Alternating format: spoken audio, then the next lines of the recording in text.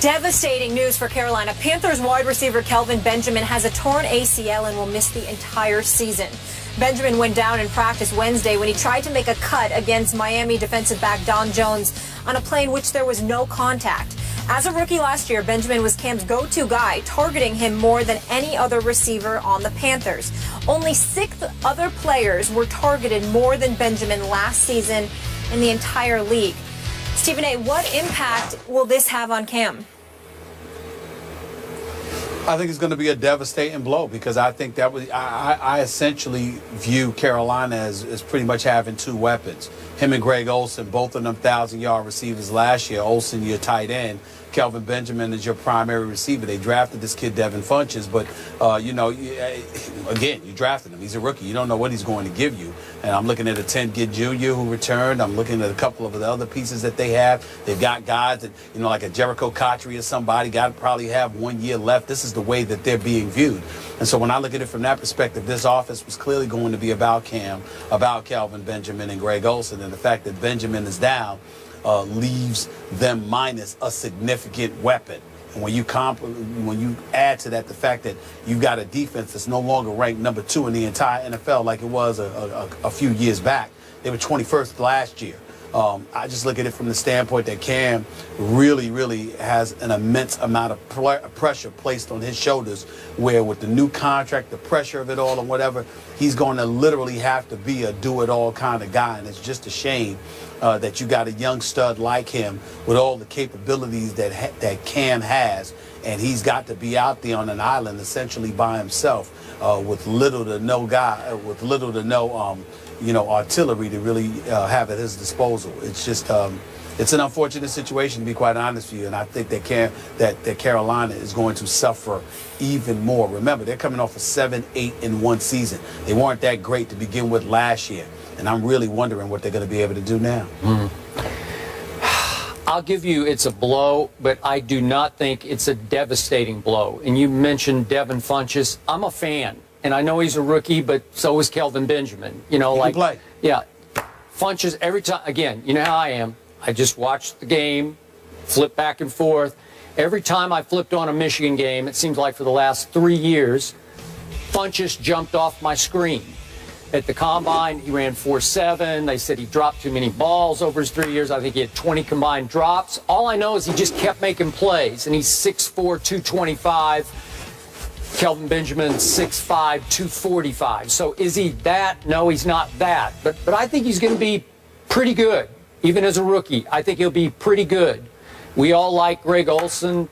I agree with you, Ted Ginn, Cotchery. Do you maybe bring in an at-the-end Reggie Wayne? I don't know what they'll do. I assume they have to bring in somebody, one of those veterans still left out on the market. But here's my bottom line. I have a lot of respect for our fantasy wizard, Matthew Berry. This morning I saw him on SportsCenter saying, hey, I'm not going to drop Cam in my fantasy quarterback rankings. I have him 12th. I'm going to keep him right there around that 12th spot because Cam can do it with his legs, and it's not like he had a dynamic group of receivers to start with. So, again, Stephen A., I don't know what is that a devastating blow? Again, I'm going to bet on Matt Berry saying he's still the 12th ranked fantasy quarterback, so that's not devastating to me. I think they'll be about what they always have been, where they rely mostly on defense and running game, which heavily includes Cam's running game.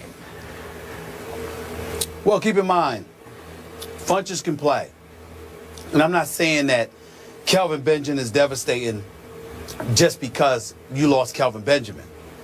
I'm looking at the weapons that Cam Newton has around him. Back in the day, Skip, they had D'Angelo Williams and Jonathan Stewart. Yeah. Now they just have Jonathan Stewart because D'Angelo Williams is in Pittsburgh. Yeah. Jonathan Stewart has missed 20 games over the last 3 years. That's why he was splitting carries. Now that the primary workload is going to be placed in his shoulders.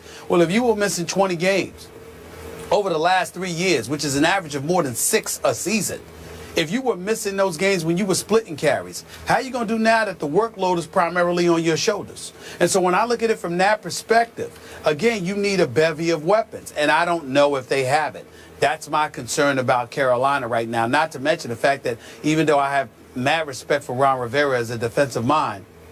I don't think he's a great coach offensively. Yeah. I think some of the limitations that Cam Newton has is because Ron Rivera is his head coach. I think he needs a more offensive-minded coach, to be quite honest with you, somebody who can teach him a few things. With all of that being said, I just think he's at a decided disadvantage, and he's being asked to do a lot more than he should be asked to do.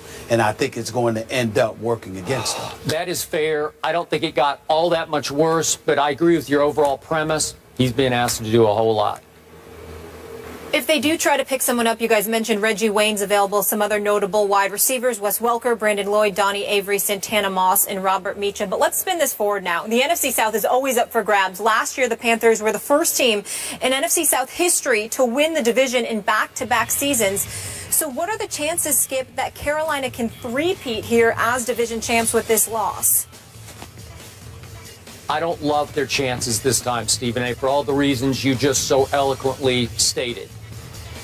Carolina won by default last year at 7-8-1. You mentioned their defense. In yards allowed, they were the 10th ranked NFL defense, just in yards, not in points, but in yards, which was decent enough, I think, to get them just barely over the top in the worst division, I think, in pro football. Last year, New Orleans was 7-9. We've got the Sean Payton interview now running on SportsCenter, in which he says Drew Brees was hurt last year, had a torn oblique muscle, couldn't practice enough. He's 100% healthy this year. Does that put New Orleans back over the top, to the top of the division? I don't think so, because their defense ranked 31st last year in yards allowed, and I don't know that it's going to be a whole lot better. Atlanta has the new coach in Dan Quinn, but they were 6-10 last year. They ranked 32nd in overall yards allowed last year. I don't know if they're going to be significantly better, which brings me to the team I'm most intrigued by. The Tampa Bay Bucks with a rookie quarterback. I'm going to give them a real shot to win this division this year, and you can call me crazy if you want, but with Lovie Smith coaching this team, it has to be better, way better than 2-14, because there's way too much talent here. You know Vincent Jackson, you know Mike Evans, you got the two big stud receivers to throw to. I'm a big Doug Martin fan. He was nicked up last year. He still played, what was it, 11? He played 11 games. But he wasn't himself. The offensive line has been nicked and knacked and beaten up, and it's still not great. But on defense, you got three studs to build around. You got Gerald McCoy, who's been on this show before. You got Levante David, they just gave a big new contract to. These are Pro Bowl caliber defenders. And Altron Werner is a stud at cornerback. They have to be better. Jameis Winston, for all of his flaws and all the interceptions he threw last year in college, and for the poor plays that he made early in his very first NFL preseason game last week, he was 26-1 in college. 26-1. The kid is a winner. The kid has not a good mind. He has a great quarterback IQ mind. And I think he's going to adapt quickly. He may get off to a little bit of a slow start, but I think he will finish strongly even in his rookie year, which is why I am giving Tampa Bay to be the surprise team of the NFL this year. I like that bold prediction. Stephen A., since we're giving out predictions, who do you have winning the NFC South? You know what? If I had to pick today, I reserve the right to change my mind, Yes, but you do. I'm thinking the Atlanta Falcons. Wow. First of all, might be bolder than mine. Listen, yeah, I think so. I mean, you look at Quinn, obviously he's coming from the Legion of Boom in Seattle. I'm going to give him a lot of credit for what their defense was able to do over the last couple of years and what he was able to establish there. And I'm going to say they're not going to be the 32nd ranked defense in the NFL this time around. I think that they're going to be ready to roll. That's number one. Number two, I think that when you look at them offensively, listen, we have questions about whether Matt Ryan deserves to be in the top 10 or whatever, but the mere fact that there's a question mark means that the brother can play a little bit. He's got a $103.75 million contract for a reason. So when I look at Matt Ryan, I say to myself, Julio Jones, fresh off for a 1,500-yard season, Roddy White, who caught 80 receptions last year for right under 1,000 yards. Those two, with Devontae Freeman expected to do some things this year coming out of the backfield. I'm going to sit there and look at Atlanta, and I'm going to say they got a shot. Remember, the division winner last year was 7-8-1. Yep. As far as I'm concerned, the entire division is a crapshoot.